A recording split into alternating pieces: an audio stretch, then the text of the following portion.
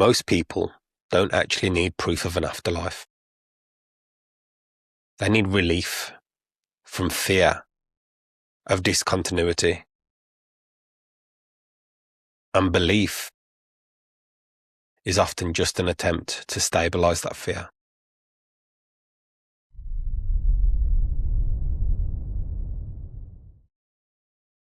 There is a problem that humans have, a shared problem, and it's the fear of non-existence. Fear of not continuing after this experience. The one thing we need, one thing we want more than anything, is reunion.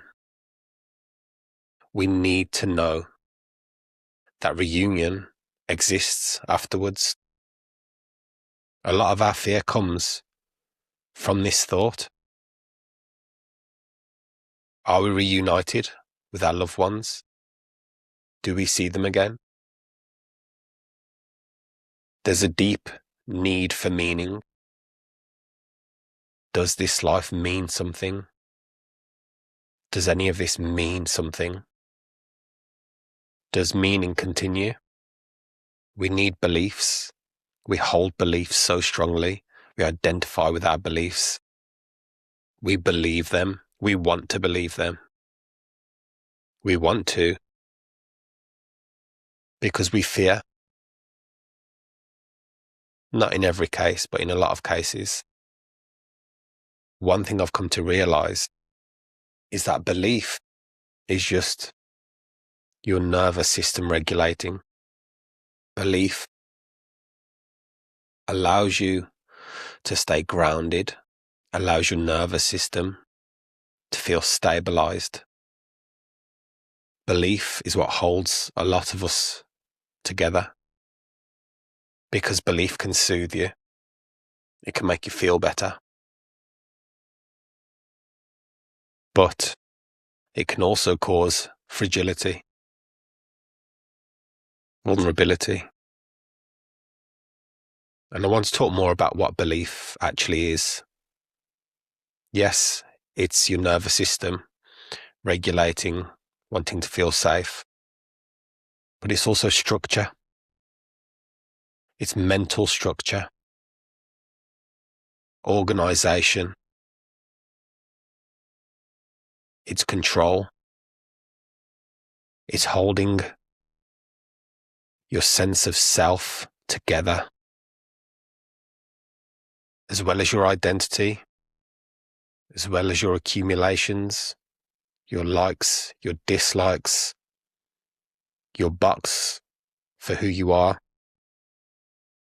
Beliefs sit very strongly within that box as part of it. Beliefs act as comfort. For many of us, comfort is knowing that continuity exists, that an afterlife exists.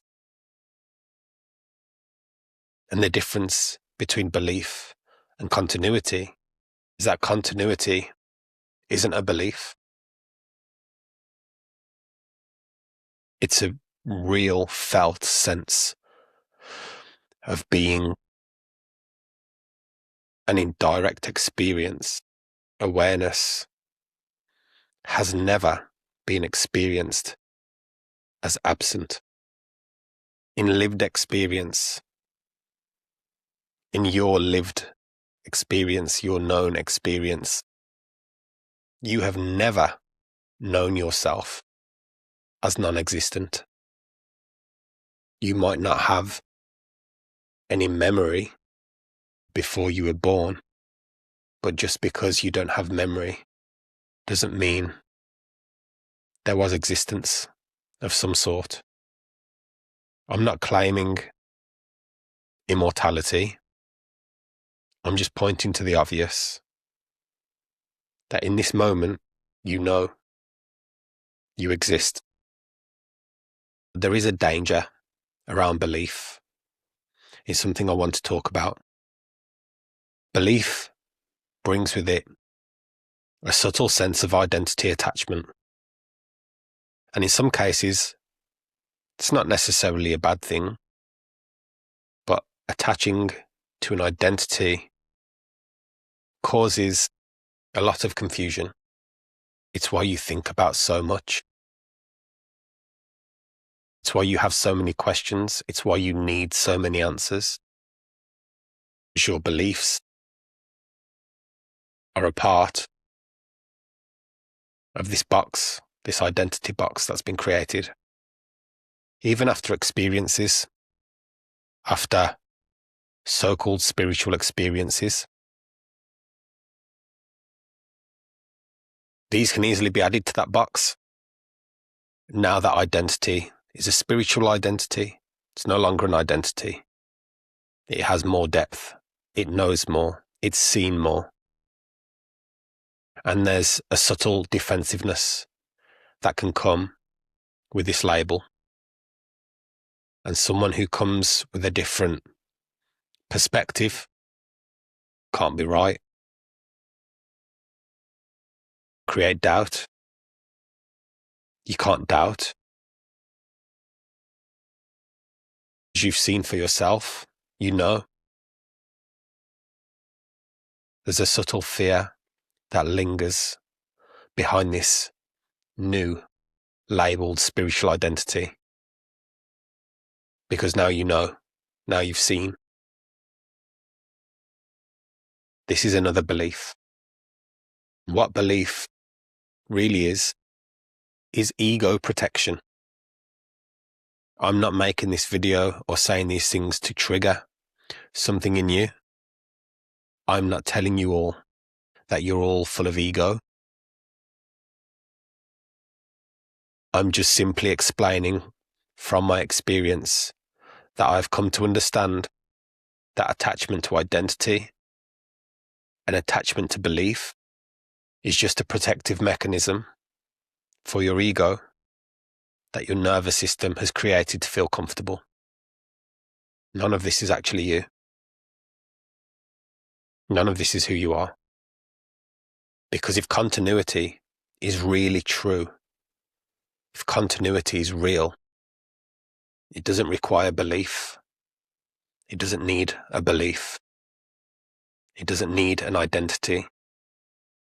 And if continuity isn't true, if it's not real, belief won't make it true. Belief won't make it real. I speak about embodiment. I speak about integration. What I'm really talking about when I speak about these things is stability. And I want to tell you what real stability looks like. Stability isn't having certainty about an afterlife. It's not needing certainty about something more, about something after. It's not a spiritual worldview. It's not a belief in metaphysical concepts, maps, or ideology.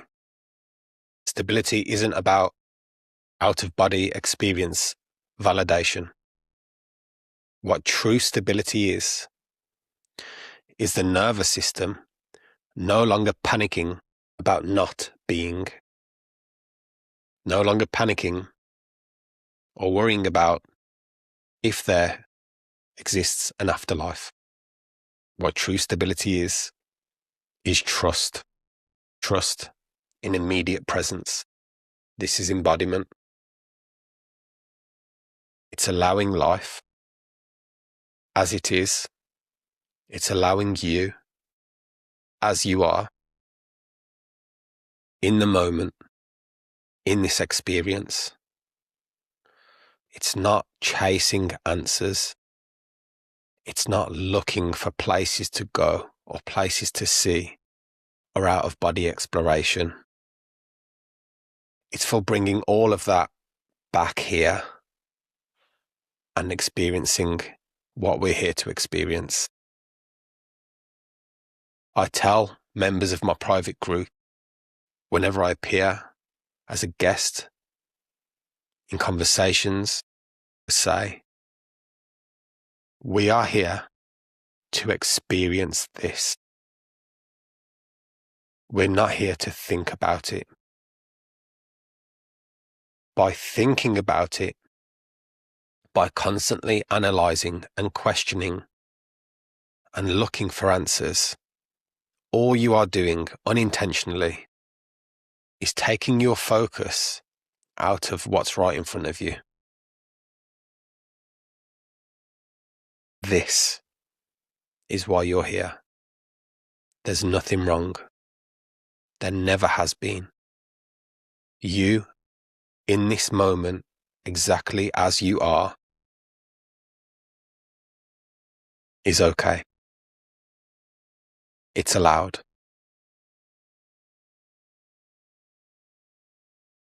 There has never been anything to worry about. There isn't anything to worry about, and there never will be anything to worry about. This video is to tell you all to surrender